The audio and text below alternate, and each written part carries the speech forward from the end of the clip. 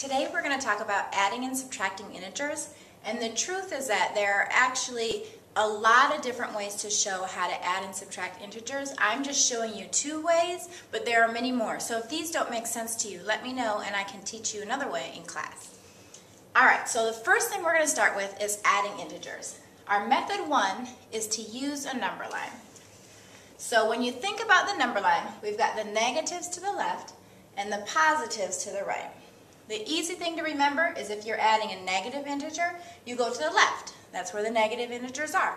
If you're adding a positive integer, you move to the right. Easy to remember because the positive integers go to the right on the number line. So let's do some examples. The first one is negative 6 plus 9. I'm going to start at negative 6. Since I'm adding a positive number, I move to the right. So I start at negative 6. 1, 2, 3, 4, 5, 6, 7, 8, 9. My final answer is going to be 3.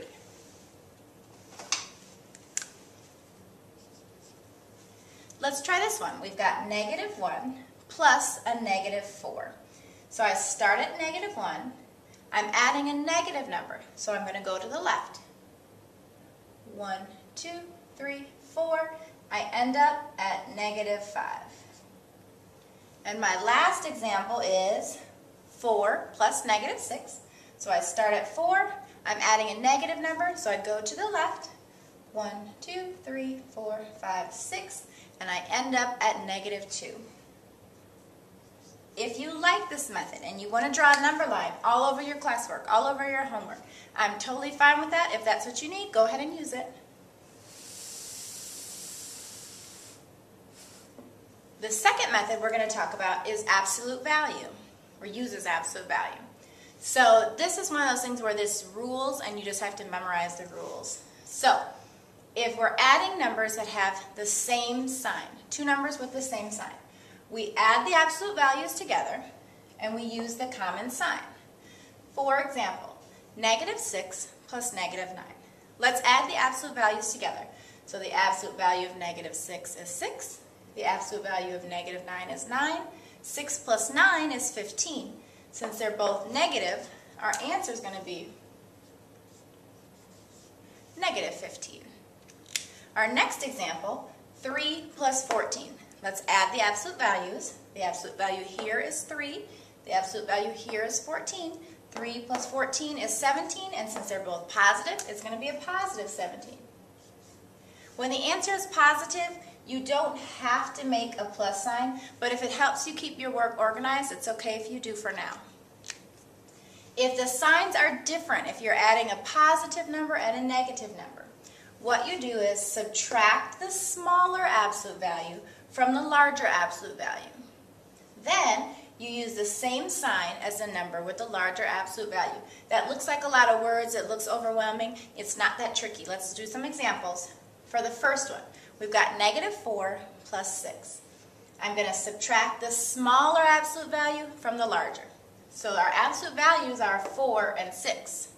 Well, 6 minus 4 is 2, so I know I'm going to have a 2 in here. The greater absolute value is 6, and 6 is positive, so my answer is going to be positive. There were more positives to start with, so my answer is going to stay positive. Here, I'm going to subtract the smaller absolute value from the larger. So I've got 8 and 2. 8 minus 2 is 6.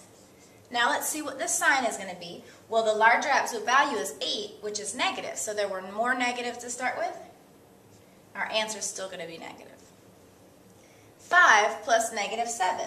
Our absolute values are 5 and 7. 7 minus 5 is 2.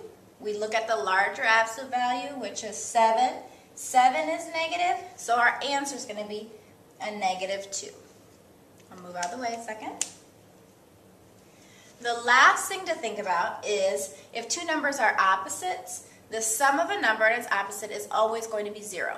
Negative 7 plus 7 is 0. Negative 8 plus 8 is 0. Negative 400 plus 400 is 0.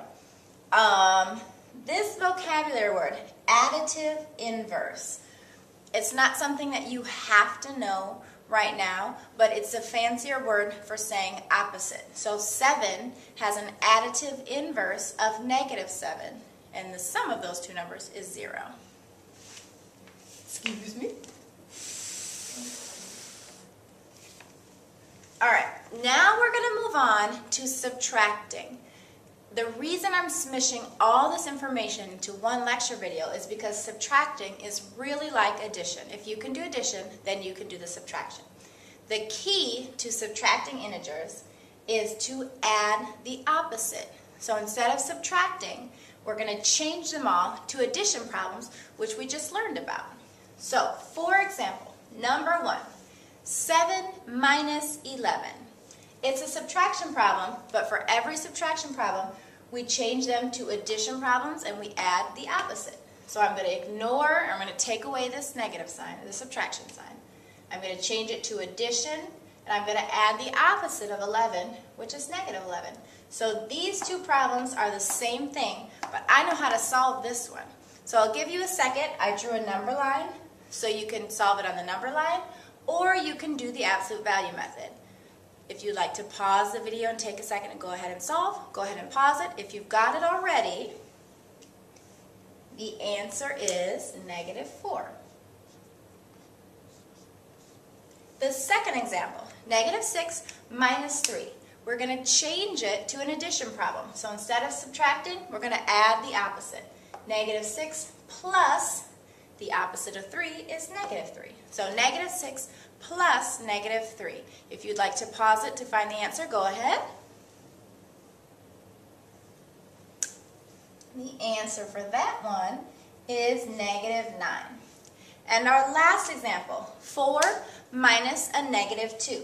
I like to put these parentheses around negative numbers to kind of separate it as a negative number. It makes it easier for me to read my work and to be able to tell what the problem says. You don't have to do it, but it will help you organize your work. All right, I'm going to change this to an addition problem. I'm going to add the opposite. So 4 plus the opposite of negative 2 is a positive 2. So 4 plus 2, I don't even need a number line or any rules to solve that. We just know that one. Some students get confused. Subtracting a negative is a positive. Yes, and the way I like to remember it is, pretend like these are my two negative signs, subtracting a negative. I've got these two lines, I put them together, voila!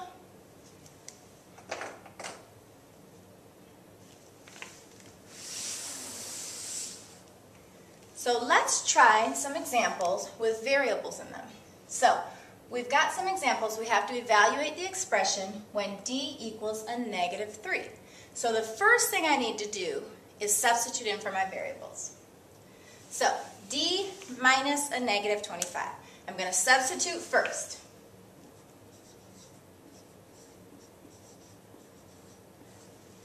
Okay, now that I've substituted, I see I have a subtraction problem. And every subtraction problem is really an addition problem. We add the opposite. So I've got negative 3 plus 25, because the opposite of negative 25 is 25. When I solve that, I'm going to get 22. For my next problem, 7 minus d, I'm going to substitute first. 7 minus negative 3.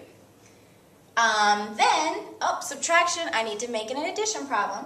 So 7 plus the opposite of negative 3 is 3, and that's easy enough to solve. That'll just give me 10. And let me move over here.